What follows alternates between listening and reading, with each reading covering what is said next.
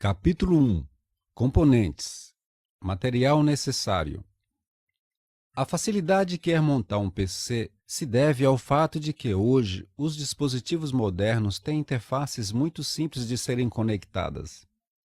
São a prova de erros de conexão, ou seja, os plugs e os conectores são desenvolvidos de forma que só podem ser interligados de um único jeito. Além disso, há modelos de placa de sistema atuais que já trazem soldados em seus circuitos componentes como placa de vídeo, adaptador de rede, recursos de áudio, etc., o que dispensa a compra desses componentes e respectiva montagem. Você verá detalhes sobre esse assunto mais adiante. Na revista que acompanha este CD-ROM, você poderá conferir a descrição completa de cada um dos componentes utilizados em nossa montagem, mas a seguir veja alguns detalhes sobre eles. Gabinete. O gabinete, também chamado de case, é a caixa metálica que vai abrigar a placa-mãe e os demais componentes de nossa montagem. Basicamente, um bom gabinete deve permitir boa ventilação interna para a dissipação do calor gerado pelos componentes e um número adequado de baias e conectores. Em nossa montagem, utilizamos um modelo do tipo torre, mas você pode escolher um tipo horizontal que pode ser colocado em cima da mesa, sob o monitor. Se a ideia for montar um PC Media Center, aquele que pode ser ligado a aparelhos de TV, escolha um modelo de gabinete que mais se assemelhe a um DVD player ou um aparelho de som. Fonte de alimentação. Alguns modelos de gabinetes já trazem uma fonte de alimentação, mas fique atento porque nem sempre são de boa qualidade e podem acarretar alguns inconvenientes, especialmente quando sua potência real não chega nem perto dos valores impressos na carcaça do produto. Se necessário, adquira uma fonte de boa qualidade com cerca de 450 ou 500 watts reais.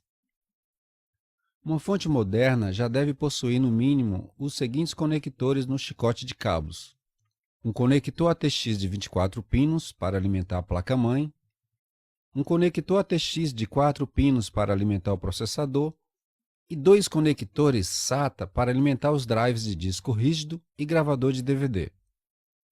Vale ainda mencionar que o uso da fonte incorreta para o tipo de computador pode provocar mau funcionamento ou travamentos, muitas vezes difícil de identificar porque a culpa da anomalia geralmente é injustamente atribuída ao sistema operacional. Placa-mãe. Placa-mãe é o principal item a ser escolhido para uma montagem de computador, porque é ela que define praticamente todo o resto do conjunto. Por exemplo, o padrão e quantidade de memória RAM, o tipo de processador, o padrão do disco rígido, entre outros itens. Há duas tecnologias de placas-mãe, a on-board e a off-board. A primeira, como a que utilizamos em nossa montagem, considerada de baixo custo, integra em sua arquitetura original dispositivos de vídeo, som, rede, entre outros, dispensando, portanto, a aquisição desses componentes porque eles vêm conectados diretamente nos circuitos da placa-mãe. A segunda, embora também integre de fábrica dispositivos de rede e som, é considerada aquela que vem pelada de fábrica, destinada a usuários que desejam comprar à parte componentes de tecnologias mais poderosas, notadamente a placa de vídeo. A placa-mãe usada em nossa montagem é um modelo on-board ASUS P5G41MLX, que suporta processadores Intel Core 2 Quad, Core 2 Extreme, Core 2 Duo e Pentium Dual Core, todos do socket 775. Isso significa que você pode comprar qualquer um desses processadores para esse modelo de placa-mãe. Essa placa tem 2 slots de memória DDR2 e você pode instalar até 8 GB de memória, um pente de 4 GB em cada slot. Possui 4 portas SATA para ligar os drives. Em nossa montagem utilizamos apenas a porta 1 e 3 para o HD e o gravador de DVD, respectivamente. Conector VGA já integrado para ligar o monitor. 4 portas USB no painel traseiro, mais 4 via conectores. Placa de rede 10/100 Mbps, entradas e saídas de áudio com suporte para até 6 canais, conectores PS2 para ligar o mouse e o teclado, um conector IDE, caso queira ligar um disco rígido ou um gravador de DVD mais antigo, um slot PCI Express 2.0 de 16x, onde deve ser conectada uma placa de vídeo, caso sua placa-mãe não seja on-board. Memória RAM. A memória RAM é o componente responsável pelo armazenamento temporário ou volátil de tudo aquilo que roda no computador, inclusive o sistema operacional. Quando, por exemplo, programas ou serviços entram em funcionamento, a memória RAM destina parte de sua capacidade para rodá-los. Desta forma, conforme o número de aplicativos abertos, esta vai se esgotando, situação em que o sistema operacional toma emprestado do HD a memória faltante para rodar as aplicações. Esse recurso é chamado memória virtual, que é mais lenta do que a memória RAM. Porém, quando os programas são parados ou o computador é desligado, ela torna a ficar limpa novamente, daí a definição volátil. Com base nessas informações, vale dizer que, se quiser rodar os aplicativos com folga e obter assim maior desempenho do computador, deve adquirir memória RAM com capacidade compatível com as configurações de seu computador, ou seja, 2 GB ou 4 GB para os padrões atuais. A memória RAM utilizada em nossa montagem é uma DDR2 de 2 GB da Kingston. Processador. O processador, também chamado de CPU, é considerado o cérebro do computador porque ele controla as funções de cálculo e é responsável pela tomada de decisões. Seu funcionamento consiste em buscar instruções na memória RAM, ou seja, programas ou serviços em uso, e as executar em seguida, além de controlar outros chips do computador. Este é um componente delicado e exige bastante atenção tanto no manuseio quanto na sua instalação na placa-mãe. Durante o encaixe, você deve ficar atento às indicações de instalação, como o pequeno triângulo em uma de suas extremidades e os recortes presentes nas laterais. Tudo isso serve para evitar o encaixe errado do componente. Veja detalhes mais adiante. Cooler. Cooler é o conjunto de ventoinha e dissipador, cuja função é manter o processador em temperatura aceitável de funcionamento. O fabricante já manda na caixa um cooler, que em tese é o mais adequado para ele. Processadores que já trazem o cooler são chamados de boxed. Já os que vêm sozinhos são chamados OEM. Se esse for o seu caso, precisará comprar um cooler à parte. É importante ressaltar que um cooler de grandes dimensões não é necessariamente mais eficaz do que outro menor, já que esse aspecto está mais ligado ao material utilizado na fabricação do dissipador e à capacidade da ventoinha. Para prover energia ao cooler, você deve ligar o plug dele em um conector respectivo na placa-mãe. Detalhes mais adiante. Disco rígido.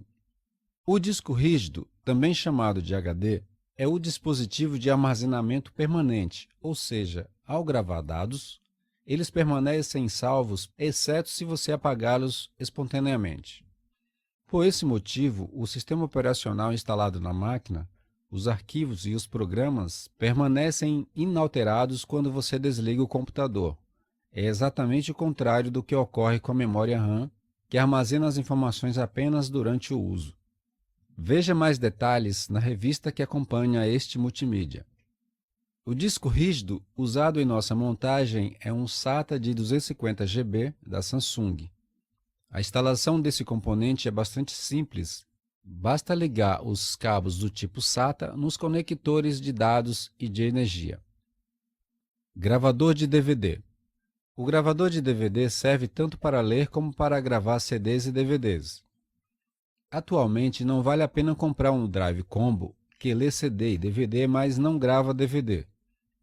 Se o bolso permitir, você pode ainda adquirir um gravador de DVD que também lê discos Blu-ray. O gravador usado em nossa montagem é um Samsung com suporte à gravação em camada dupla, dual layer, além dos outros padrões mais populares. A instalação desse componente é semelhante à do disco rígido. Basta plugar os cabos do tipo SATA nos conectores de dados e de energia. Detalhes mais adiante. Placa de vídeo. No caso de nossa montagem, o dispositivo de vídeo já vem integrado na placa-mãe, dispensando, portanto, sua aquisição. Mas caso sua placa-mãe seja off-board, precisará adquirir esse componente. Vale lembrar que mesmo que tenha adquirido uma placa-mãe on-board, poderá, se quiser, comprar uma placa de vídeo mais poderosa, de preferência com saída DVI, e instalá-la em um slot disponível na placa de sistema. Mas isso só é mais indicado se você é fanático por games ou pretende rodar aplicações gráficas, porque para o uso básico, como acessar a internet e digitar textos, o dispositivo de vídeo on-board já é suficiente. Vale lembrar que se vai mesmo adquirir uma placa de vídeo, compre do padrão PCI Express 16X, com pelo menos 256 MB de memória. A instalação desse componente, se for o caso, é feita inserindo-o no slot PCI Express da placa-mãe. Monitor. Os monitores de LCD estão com preços bem em conta atualmente. Recomendamos um de 19 polegadas, já que a diferença de preço para um de 17 polegadas é bem insignificante. Se fizer uma boa pesquisa, poderá até encontrar um monitor com sintonizador de TV por um bom preço. Teclado e mouse. Ao escolher um conjunto de teclado e mouse, desconfie daqueles muito baratos. Eles costumam funcionar normalmente nos primeiros dias, mas frequentemente travam. Procure modelos simples, de boa qualidade e ergonomia. Estabilizador de energia ou filtro de linha. Evite improvisar quebrando o terceiro pino do cabo de energia para conectá-lo diretamente à tomada elétrica. As sutis variações no fornecimento de energia podem prejudicar os componentes se estes não estiverem ligados a um estabilizador de energia ou a um filtro de linha. Esse item é indispensável em sua lista de compras. As ferramentas. As ferramentas necessárias para o processo de montagem não vão além de uma chave Phillips e um alicate de bico. Mas, se estiver disposto a gastar um pouquinho mais, adquira um kit básico de ferramentas para manutenção de PCs. Capítulo 2. Recomendações. A despeito da facilidade da montagem de um computador, convém ficar atento a algumas recomendações antes de iniciar o processo. Escolha um local apropriado. Antes de começar a montagem, use uma bancada de trabalho em um local bem iluminado e deixe sobre ela apenas o essencial à sua montagem. Além disso, se possível, escolha um horário em que possa se concentrar melhor. Sequência de montagem. A sequência da instalação dos componentes que usamos nesta montagem é a que julgamos mais prática, mas outros integradores costumam proceder seguindo outra ordem. Mas o mais importante é que as peças sejam conectadas de forma adequada. Porém, se você ainda não tem nenhum conhecimento sobre o processo, recomendamos agir conforme nosso tutorial e consultar os manuais dos respectivos componentes se houver outras dúvidas. Quando manusear os componentes, evite tocar diretamente nos circuitos das peças para evitar que uma descarga eletrostática de seu corpo seja disparada nos componentes, danificando-os. Recomendamos que o manuseio seja feito pelas bordas. Se possível, adquira uma pulseira antiestática para aterrar o corpo. Caso não consiga, uma solução bastante usada por integradores consiste em tocar na parte metálica do gabinete antes de pegar nos componentes. Pode ser também qualquer parte de um metal não pintado. Evite ainda usar roupas de lã durante a montagem. Capítulo 3. Instalação do processador. De posse do material necessário e das informações apresentadas até aqui, Você já pode, sem receio, começar a montagem de seu novo PC. Vamos começar com a instalação do processador. Em um dos lados do soquete do processador, há uma alavanca que serve para prender o componente após o encaixe. Você deve liberá-la agora. Para isso, pressione-a suavemente para baixo para destravá-la e então levante-a a um ângulo superior a 90 graus. Em seguida, erga a proteção metálica em sentido contrário ao da alavanca, também para um ângulo superior a 90 graus. Agora você deve inserir o processador no soquete. Mas antes disso, verifique as seguintes indicações de instalação para evitar erros de conexão. Ao lado do soquete, note a inscrição de um triângulo A1. Esta posição deve coincidir com uma indicação semelhante impressa no processador. Para facilitar ainda mais a instalação, o processador possui alguns recortes estratégicos nas laterais, que devem também coincidir com aberturas semelhantes no soquete do processador. Observados esses detalhes, segure agora o processador pelas bordas e introduza-o suavemente no soquete, seguindo a orientação do pequeno triângulo e dos recortes mencionados. Feito isso, verifique se o ajuste está correto e então proteja o processador com a tampa metálica e trave novamente a alavanca. Desta vez com mais cuidado do que quando ela foi liberada, certificando-se de que ela esteja realmente presa no local. Capítulo 4. Instalação do cooler. Cada fabricante produz um tipo de cooler, mas a instalação é fácil porque invariavelmente todo cooler é dotado de garras e pinos plásticos para fixá-lo rente e firmemente ao processador. Mal instalados, podem perder sua eficiência e provocar superaquecimento no processador, fazendo-o trabalhar de modo problemático ou até danificá-lo. Instale o cooler da seguinte maneira. Orientando-se pelos orifícios localizados no entorno do soquete do processador, posicione corretamente o cooler no local, tratando de fixá-lo adequadamente por meio dos pinos plásticos. Você deve girar as garras no sentido anti-horário para liberar totalmente o pino plástico, de modo a liberá-lo para inserir no orifício da placa-mãe. Quando se certificar de que os pinos estão devidamente encaixados, gire as garras no sentido horário para fixar definitivamente o cooler na placa-mãe e, por conseguinte, ao processador. Por último, ligue o cabo de energia no conector CPU-FAN da placa-mãe, localizado próximo ao soquete do processador. Note que o conector possui uma saliência que impede a instalação incorreta. Capítulo 5. Instalação da memória RAM. Cada placa-mãe possui uma quantidade de soquetes para a instalação dos pentes de memória, geralmente 2. Você pode usar apenas um deles ou adicionar mais memória, mas note que aquela de capacidade maior deve ser instalada no primeiro slot, que no caso da nossa placa-mãe é indicada pela inscrição DIN A1. Dependendo do modelo da placa-mãe, essa inscrição pode ser, por exemplo, DIN 1. Para prevenir o encaixe incorreto ou impedir a instalação de módulos incompatíveis, a memória RAM possui um recorte que deve coincidir com o chanfro existente no slot. Veja como conectar a memória RAM. Primeiro, afaste as presilhas localizadas em cada uma das extremidades do slot. Depois, com as duas mãos, segure a memória pelas bordas, tendo cuidado de não tocar nos contatos. Coloque-a na posição vertical de acordo com o recorte e o chanfro mencionados e então empurre-a uniformemente para baixo, inserindo-a totalmente sem torcer nem forçar. Com esse processo, as travas serão encaixadas e você ouvirá um clique característico. Caso isso não aconteça, torne a fazer um leve pressionamento até que as travas agarrem o pente de memória. Capítulo 6. Conexão dos cabos de dados SATA.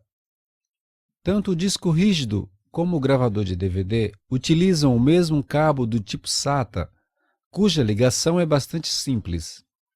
Você só tem de encontrar o conector na placa-mãe e plugar o cabo. Mas certifique-se de ligar o cabo do disco rígido na porta SATA 1 e o gravador de DVD na SATA 3. A cor do cabo não é relevante, mas apenas para uma questão de identificação, procure sempre reservar o cabo de cor vermelha para o HD. Se quiser, você pode também ligar esses cabos depois que a placa-mãe estiver instalada dentro do gabinete. Capítulo 7. Instalação da fonte de alimentação. Conforme comentamos, dependendo do modelo do gabinete, ele pode vir com uma fonte de alimentação pré-instalada. Se este não for o seu caso, você deve adquirir uma. Coloque-a agora dentro do gabinete, no compartimento apropriado. Alinhe-a adequadamente no local com a tela do exaustor e o conector de energia voltados para fora, e então a parafuse-a. Feito isso, mude a chave seletora de acordo com a tensão de rede elétrica de sua cidade. Do contrário, o computador não funcionará ou poderá até queimar. Observação: dependendo do modelo do gabinete, talvez seja melhor instalar a fonte de alimentação depois que a placa-mãe estiver instalada dentro dele, para não ficar muito apertado na hora de colocá-la. Capítulo 8. Instalação da placa-mãe dentro do gabinete. As etapas iniciais da montagem do PC, que consistem em instalar o processador e a memória, são consideradas as mais difíceis. Não pela complicação do procedimento, mas pela delicadeza dos componentes, que exigem cuidado redobrado no manuseio. Agora você precisa preparar o gabinete e acomodar a placa-mãe dentro dele, para continuar com a montagem. Primeiro, instale a moldura de metal na abertura onde serão posicionados os conectores externos da placa-mãe. Normalmente, o gabinete já vem com essa moldura, mas para garantir maior compatibilidade, use aquela que veio com a sua placa-mãe. Basta alinhá-la corretamente e fazer pressão para que ela fique travada no local. Depois, posicione provisoriamente a placa-mãe no gabinete, para identificar em quais furos da chapa metálica ela será fixada. Para se certificar do perfeito alinhamento, perceba que os conectores externos input-output da placa-mãe devem estar devidamente posicionados na moldura de metal. Feito isso, memorize os pontos de fixação, aqueles pequenos orifícios localizados tanto na chapa metálica quanto nas laterais e ao centro da placa-mãe, e remova a placa-mãe em seguida. Observação: os gabinetes são dimensionados de maneira a dar suporte a vários modelos de placas-mãe. Por isso, há a presença de tantos furos na chapa metálica do gabinete, e os que não coincidirem com a sua placa-mãe deverão ser ignorados. Agora você deve fixar os espaçadores sextavados naqueles orifícios que foram previamente estudados. Além de auxiliar a fixação da placa-mãe, esses espaçadores servem para distanciá-la da chapa de metal do gabinete, evitando assim curto-circuito. Prenda-a definitivamente utilizando os parafusos apropriados. Não precisa apertar demais os parafusos, para não esganar as roscas ou esmagar as trilhas de contatos da placa-mãe. Observação: nos pontos de fixação dos parafusos de placas-mãe mais antigas, era preciso utilizar arruelas isolantes, que serviam para impedir que os parafusos entrassem em contato com as trilhas da placa-mãe, o que poderia ocasionar um curto-circuito. Mas, nos modelos atuais, isso não é mais necessário, porque o isolamento já é feito nas bordas dos orifícios por onde passam os parafusos. Capítulo 9. Instalação do disco rígido e o gravador de DVD. Para instalar o gravador, basta destacar uma das tampas de plástico da parte frontal superior do gabinete e inserir o drive de fora para dentro, até ficar alinhado com a parte externa. Depois, prenda-o com os parafusos apropriados, de acordo com o tamanho e o passe de rosca corretos. Para instalar o disco rígido, o processo é igual ao do gravador de DVD, mas o drive deve ser inserido de dentro para fora e ficar escondido no interior do gabinete. Insira o HD em uma das baias disponíveis, ajustando corretamente os orifícios do drive com as aberturas do chassi. Depois, aparafuse o componente com o parafuso apropriado. Observações: preencha todos os campos de fixação dos drives, de modo a evitar que eles trepidem durante o funcionamento. Além disso, tome cuidado com o comprimento dos parafusos. Se eles excederem os limites da rosca, poderão perfurar os drives, danificando-os. Capítulo 10. Conexão dos cabos. Nessa etapa, veremos como inserir os cabos de dados e de energia do HD e do gravador de DVD, o cabo de alimentação da placa-mãe e do processador, além dos cabos Power, Reset e os de LED do painel frontal do gabinete. Cabos de dados e de energia dos drives. Antes de inserir a placa-mãe dentro do gabinete, já havíamos recomendado a instalação dos cabos de dados do disco rígido e do gravador de DVD nas portas SATA 1 e SATA 3, respectivamente. Agora, você deve ligá-los aos drives em seus conectores correspondentes. Não há como inverter os plugs e fazer a conexão errada, porque eles só se encaixam de um único jeito. Localize no chicote de cabos da fonte de alimentação os plugs SATA e conecte-os também nos conectores correspondentes do HD e do gravador de DVD. Cabos de alimentação da placa-mãe e do processador. Todos os dispositivos conectados na placa-mãe precisam de alimentação para funcionarem. Para isso, você deve usar o plug ATX de 24 pinos disponível no chicote de cabos da fonte de alimentação. Veja que o plug desse cabo tem uma presilha que serve tanto de orientação de conexão como para agarrar-se ao soquete na placa-mãe. Será preciso ainda ligar o cabo de alimentação do processador. Localize o plug ATX de 4 pinos no chicote de cabos da fonte de alimentação e ligue-o no conector respectivo na placa-mãe. Certifique-se de que os plugs estejam bem encaixados, porque a instalação incorreta poderá provocar anomalias durante o funcionamento ou nem mesmo ligar o computador. Cabos Power, Reset, LEDs e speakers. Costuma variar bastante o método de ligação dos cabos do botão Power Reset, que servem para ligar, desligar e resetar a máquina, os de LEDs, que apresentam luzes indicativas de funcionamento, o do speaker, que emite sinais sonoros de funcionamento, entre outros. Para tanto, você deve consultar o manual do fabricante para visualizar as indicações dos locais onde devem ser conectados os plugs ou orientar-se pelas inscrições serigrafadas na placa-mãe. Observação: a posição do encaixe da maioria desses cabos é indiferente, mas quanto ao Power LED, há que se observar a polaridade. Procure pôr um sinal de mais na placa-mãe. Mas não se preocupe porque o encaixe invertido não causa danos maiores, apenas impede que a luzinha acenda no painel. De qualquer forma, vale frisar novamente que o recomendável é você seguir com atenção a orientação do esquema apresentado no manual da placa-mãe. Capítulo 11. Revisão e finalização.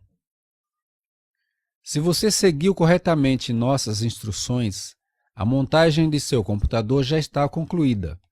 Entretanto, antes de fechar o gabinete, é necessário ainda fazer uma revisão geral, assegurando-se de que a placa-mãe esteja devidamente fixada ao gabinete e que todas as conexões e travas estejam firmemente encaixadas. Verifique também se a chave seletora da fonte está de acordo com o padrão de tensão de sua cidade. Atenção! Não se esqueça de verificar também se há algum parafuso ou qualquer outro tipo de peça metálica solta dentro do gabinete, porque qualquer corpo estranho na placa-mãe poderá provocar um curto-circuito quando o computador for ligado. Ao final, feche a tampa do gabinete e aparafuse-o. Depois ligue o teclado, o mouse e o monitor e conecte o cabo de energia. Capítulo 12. Instalação do sistema operacional. Até aqui, o seu computador já está devidamente montado, mas ainda falta fazê-lo de fato funcionar, porque, por enquanto, ele é apenas um conjunto de componentes físicos interligados e só existe no âmbito do hardware. Para poder utilizar o computador, você deve instalar um sistema operacional. Por se tratar de uma máquina atual, o recomendável é instalar o novo sistema da Microsoft, ou Windows 7, mas se quiser poderá instalar o Vista ou o XP. Basicamente, basta inserir o DVD no drive, ligar a máquina e seguir as instruções na tela. Mas para quem está chegando agora, é preciso apresentar minuciosamente este processo para não haver erros. Configure o boot. Normalmente, a máquina já vem pré-configurada para iniciar o processo de boot a partir da unidade de CD/DVD-ROM. Mas se esse não for o seu caso, é possível fazer essa edição da seguinte maneira. Quando aparecer as primeiras informações na tela, pressione seguidamente a tecla Delete ou a tecla F2 conforme o modelo de seu BIOS. Em seguida, será apresentada a tela de BIOS Setup Utility, com o menu Main previamente selecionado. Então, com o auxílio das setas do teclado, avance até o menu Boot. Escolha a opção Boot Device Priority e dê Enter. Na nova tela, você deve configurar o item CD-ROM para First Boot Device, ou seja, na primeira posição do boot. Para isso, faça o seguinte. Com o auxílio das setas do teclado, avance até o item CD-ROM Drive. Depois mantenha a tecla Shift pressionada enquanto você digita o sinal de mais, até que o item em questão ocupe a primeira posição. Feito isso, tecle ESC. Uma janela de diálogo irá surgir perguntando se você deseja sair e salvar as alterações. Dê OK. É neste momento que você deve inserir o DVD de instalação do Windows na gaveta da unidade de DVD-ROM e partir para a etapa seguinte. Instalação do Windows 7 e Vista. O procedimento para a instalação do Windows 7 e Vista são iguais, acompanhe. Durante o boot pelo DVD irá surgir na tela a seguinte mensagem. Pressione uma tecla para iniciar do CD ou DVD. Dê imediatamente um toque na tecla Enter para continuar.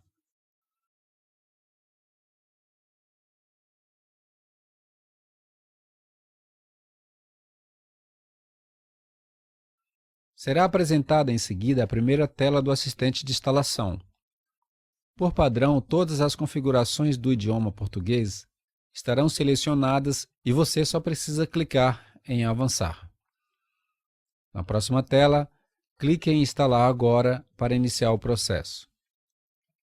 Depois de alguns instantes, você receberá a mensagem de que a instalação começou e o assistente apresentará uma tela com a lista das versões do sistema.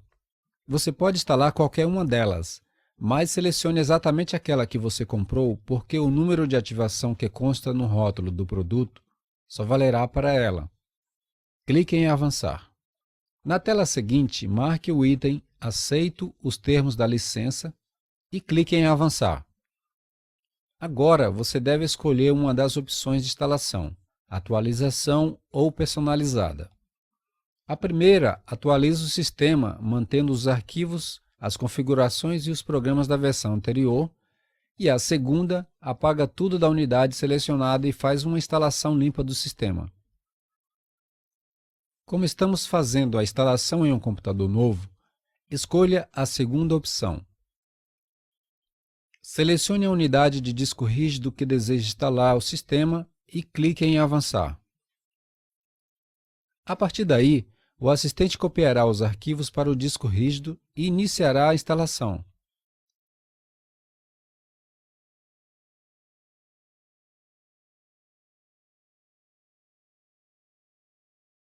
Durante o processo, o sistema será reiniciado algumas vezes.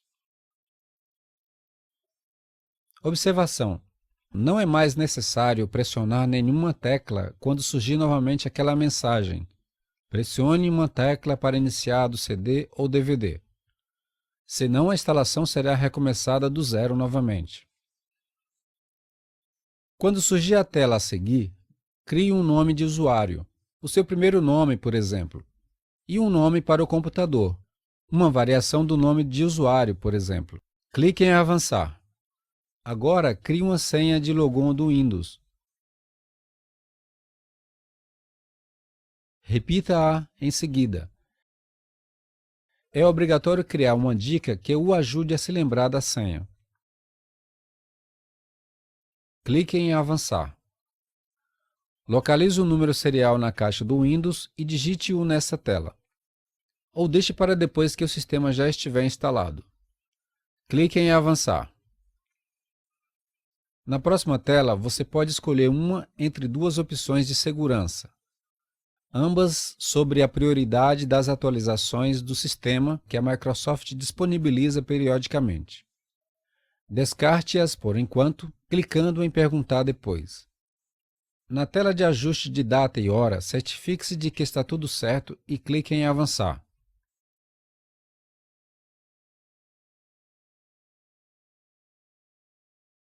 Depois dessa etapa, será apresentada pela primeira vez a tela do sistema. A partir daí, ele estará pronto para ser utilizado. Observação: depois da instalação do sistema, você deve rodar o CD que acompanha a sua placa-mãe, para instalar os drives de vídeo, de áudio, etc. Instalação do Windows XP. Se você preferir usar o Windows XP, a instalação é feita da seguinte maneira.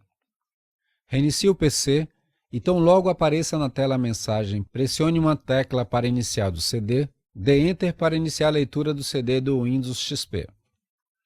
Depois de alguns instantes, dê Enter quando surgir a tela de boas-vindas. Em seguida, pressione a tecla F8 para aceitar os termos do contrato de licença do sistema. Será apresentado então um quadro que exibe os discos rígidos instalados no computador. Escolha o de sua preferência e tecle Enter. No exemplo em questão, há apenas um único HD novo. Na próxima tela, certifique-se de que esteja selecionado o item NTFS e dê Enter. O assistente irá preparar o disco rígido e copiará os arquivos de instalação para o HD e reiniciará o sistema em seguida. Observação: no próximo boot, mesmo que apareça novamente a mensagem pressione uma tecla para iniciar do CD, não precisa pressioná-la desta vez, para não começar tudo do zero novamente. Depois que a máquina reiniciar pela primeira vez, o assistente irá informar que a instalação levará cerca de 39 minutos para finalizar o processo, mas esse tempo pode variar de uma máquina para outra. Quando então surgir a tela Opções regionais e de idioma, clique em Avançar. Em seguida, digite o seu nome e o nome da empresa onde trabalha, se for o caso. E clique em Avançar. Digite o número serial do Windows XP e clique em Avançar.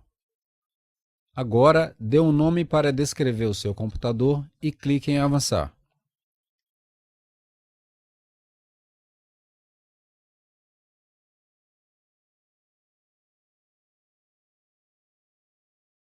Na tela Configuração de data e hora, clique em Avançar e aguarde.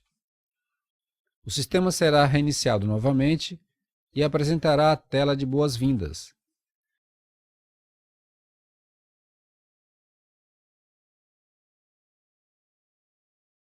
Clique em Avançar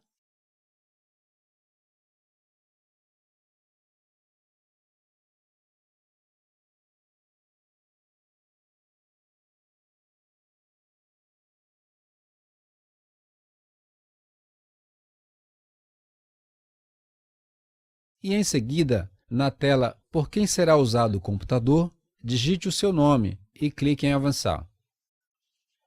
Clique no botão Concluir. Depois disso, o Windows XP irá iniciar pela primeira vez.